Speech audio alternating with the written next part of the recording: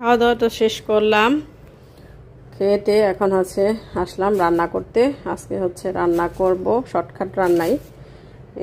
এগুলা হচ্ছে চাল কুমড়া, মানে জালি কুমড়া, দুলদুল জালি কুমড়া, আর হচ্ছে তা এখন হচ্ছে আমি মাছের তরকারিটা বসাবো, মাখাবো, হাত দিয়ে চটকে চটকে মাখাবো।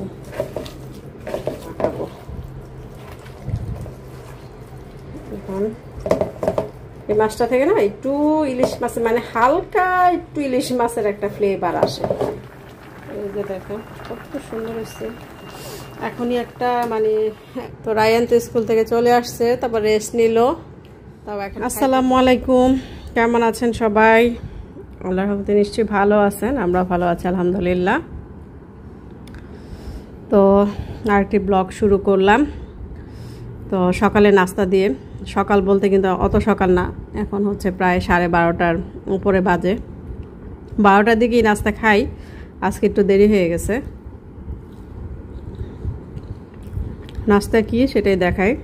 যে আমি সবসময়ের মতো একটা চাপটি বানাইছি বেশি করে সবজি দিয়ে। এখানে আছে বাঁধাকপি, আর হচ্ছে আজকে শুধু বাঁধাকপি আর পেঁপে দিছি, আর হচ্ছে দিছি বরবটি, পেঁয়াজ কাঁচামরিচ যা যা মশলা দেওয়ার সেটা দিছি। অনেক মজা হয়েছে। একটু ঝাল বেশি করে দিছি। মাঝে মধ্যে কিন্তু একটু চটপটা জিনিস খাইতে ইচ্ছা করে না? ডায়েট করলে দেখবেন মুখের কিন্তু একদম 12টা বেজে দেয়, চটপটা জিনিস খাইতে ইচ্ছা করে। তখন আপনারা এরকম চাপটির মতো বানাই নিতে পারবেন। তো আজকে আমি দিছি ওটসের গুঁড়া, ওটস হচ্ছে ব্লেন্ডারে গুঁড়া করে, আর একটা ডিম দিছি, নাহলে জমাট বাঁধবে না, ভেঙে যাবে আর কি। আর সাথে আছে একটা ডিম। কি যে বলবো আপনাদের, এত মজা হয়েছে আলহামদুলিল্লাহ।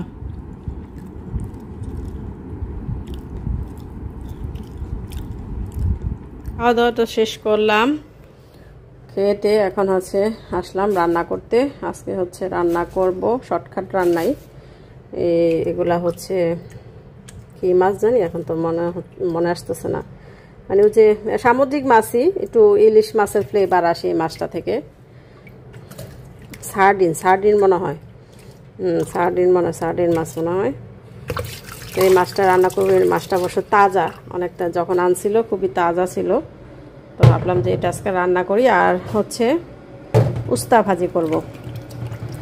উস্তা ভাজি সাথে যেই বিনসগুলা দিব, বিনসগুলা উস্তা দিয়ে, তা এটা ভাজি করব। আর মাছের মধ্যে আজকে তরকারি দিব। এই যে তরকারি নামাই নিছি, যেহেতু আমাদের তরকারি বেশি খেতে হয়।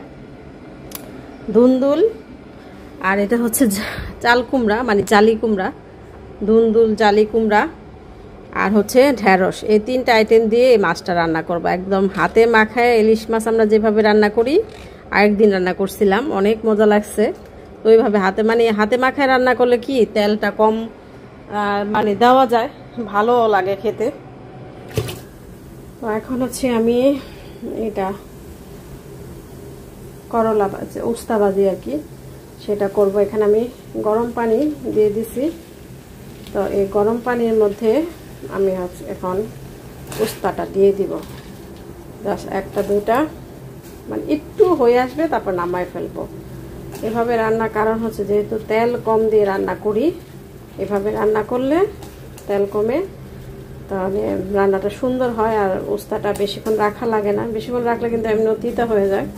এভাবে যদি আগে একটু বয়েল করে নেই, তারপরে হচ্ছে অল্প তেলে আমি জাস্ট একটু বাগার দিব, মানে ছটে করবো আর কি। তো এভাবে একটু সিদ্ধ করে নিলে ভালো। তো এই জিনিসটা আমি জাহাঙ্গীর কবির স্যারের কিছু ভিডিও দেখছিলাম। জাহাঙ্গীর কবির স্যারের রেস্টুরেন্টে এভাবে সবজি করায়, সিদ্ধ করে তারপর হচ্ছে বাগার দেয়। আমি ভাবলাম যে উস্তাটাও এভাবেই করি, তাহলে তেল কমে, সুন্দর মতো বাগার দেওয়া যাবে। এই বিচিগুলো হচ্ছে একটু বাড়তি বিচি, এগুলা ফেলে দিই। বরবটিগুলা আর হচ্ছে কিছু পেঁয়াজ কাটা দিয়ে দিলাম। এটা দিয়ে জাস্ট একটা বলক দিব, কারণ পেঁয়াজ তো আর এত অল্প তেলে ভাজতে পারবো না, তো এই জন্য এটার মধ্যে দিয়ে দিলাম। দেখি এবারই প্রথম করতেছে, এটা কেমন লাগে খেয়ে দেখি, এর আগে করি নাই, ভাবলাম যে এভাবে করে দেখি। তো এখন হচ্ছে আমি বাগারটা দিব, উস্তাটা এই তো 4 চামচের পরিমাণ, 1 চামচ সরিষা তেল দিয়ে দিচ্ছি। এখন হচ্ছে শুকনো মরিচটা একটু ভালো করে ভাজবো, শুকনো মরিচটা একটু ভালো করে ভাজবো, সুন্দর একটা ফ্লেভার বের হলে আমি হচ্ছে শুকনো মরিচে যে একটা সুন্দর ফ্লেভার থাকে না, ওটা বের হলে তারপর হচ্ছে আমি এখানে রসুনটা দিয়ে দেবো, যে রসুন কেটে রাখছি।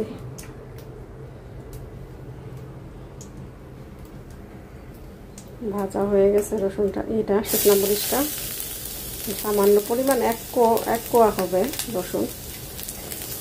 জাস্ট ভাজিটা একটু ফ্লেভার হলে খেতে ভালো লাগবে, এরকম মানে একদম সাদা সিধা ভাজি তো খেতে ভালো লাগে না, রসুনের ফ্লেভারটা ভাজিটা খেতে ভালো লাগবে। এটা হয়ে গেছে, এটা ছাড়াই রাখছিলাম, এটা দিয়ে দিলাম। আর এখন হচ্ছে আমি লবণ দিব, কারণ সিদ্ধর সময় কিন্তু লবণ দিই নেই।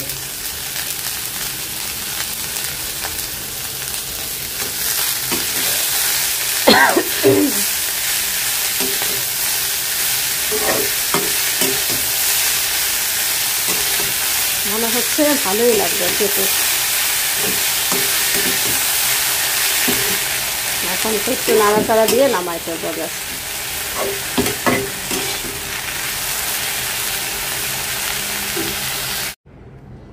তা এখন হচ্ছে আমি মাছের তরকারিটা বসাবো, সেটার জন্য কি নিয়ে নিলাম, যেহেতু হাতে মাখায় বসাবো। এখানে টমেটো কেটে নিয়েছি একটা, পেঁয়াজ, তারপর হচ্ছে বেশ কিছু পরিমাণ কাঁচামরিচ, আর সবজিটা সাইডে রাখছি, যেহেতু সব কিছু দিয়ে মাখায় বসাবো আমি। এখন এখানে আছে আদা রসুন বাটা অল্প পরিমাণে দিয়ে দিলাম, এই 1 চামচ আন্দাজ। তারপর দিব হচ্ছে মরিচের গুঁড়া খুবই সামান্য পরিমাণ দেব, কারণ কাঁচামরিচ অনেকগুলা দিছি, যেন কাঁচামরিচের ঝালটাই হয়। 1/2 চামচের মতো দিয়ে দিলাম। তারপরে দেব লবণটা পরে আবার চেক করে দেওয়া যাবে। তারপরে একটু দেব হচ্ছে ধনিয়ার গুঁড়া, একটু ধনিয়ার গুঁড়া দিয়ে দিলাম। আর হচ্ছে একটু হলুদও সামান্য পরিমাণ, বেশি না। তো এখন হচ্ছে আর তেল দিব, তেলটা খুবই সামান্য পরিমাণ, কিভাবে দেখাবো, 1 চামচ, 4 চামচের 1 চামচ আন্দাজ দিয়ে দিলাম, ব্যাস এই হচ্ছে তেল। এখন হচ্ছে এটা আমি ভালো করে মাখাবো, হাত দিয়ে চটকে মাখাবো।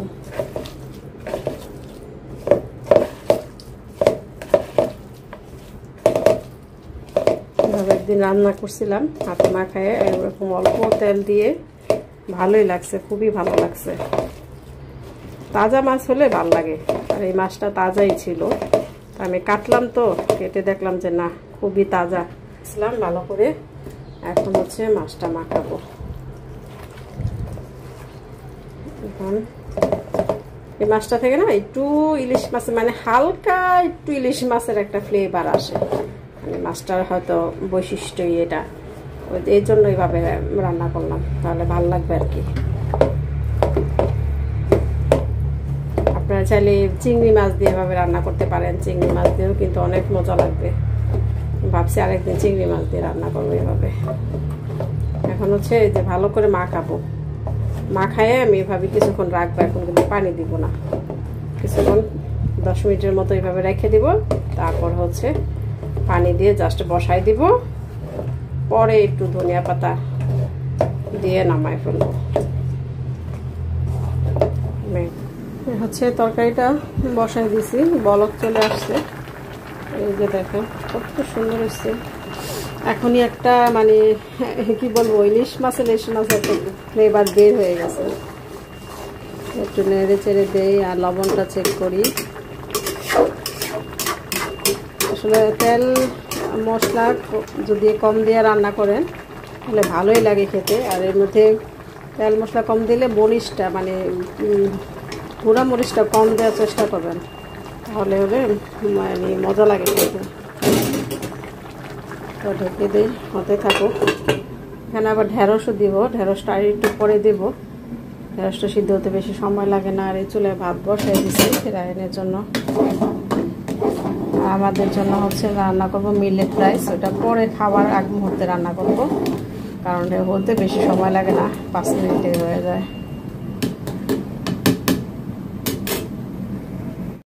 তরকারি রান্নাটা হয়ে গেছে। এখন আমি জাস্ট ধনিয়া একটু জিরা গুঁড়ো দিয়ে দিয়েছিলাম হালকা অল্প, আর এখন হচ্ছে ধনিয়া পাতা দিয়ে দিলাম। ধনিয়া পাতা দিয়ে জাস্ট চালটা বন্ধ করে দেব।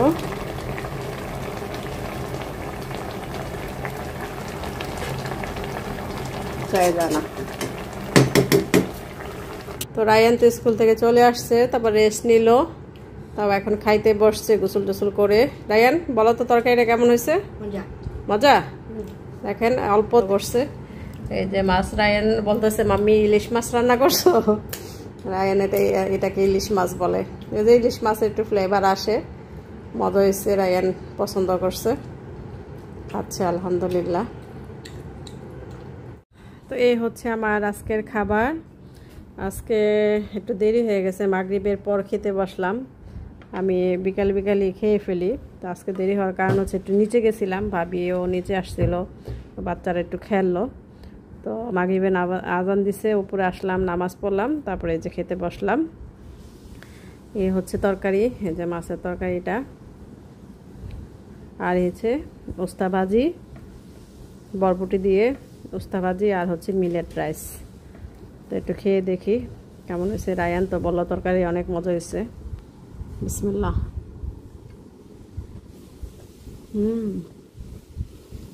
আলহামদুলিল্লাহ, খুবই মজা হয়েছে।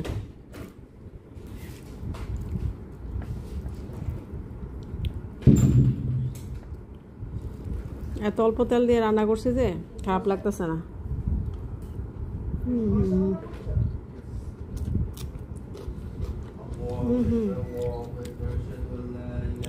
তো রায়না বাবা হচ্ছে মাত্র আসলো অফিস থেকে, মাগরিব নামাজ পড়বে, তারপর খাবে। আমি খেতে বসে পড়লাম, আমার ক্ষুধা লাগছে। তো ঠিক আছে, খাই, খাবারটা এনজয় করি।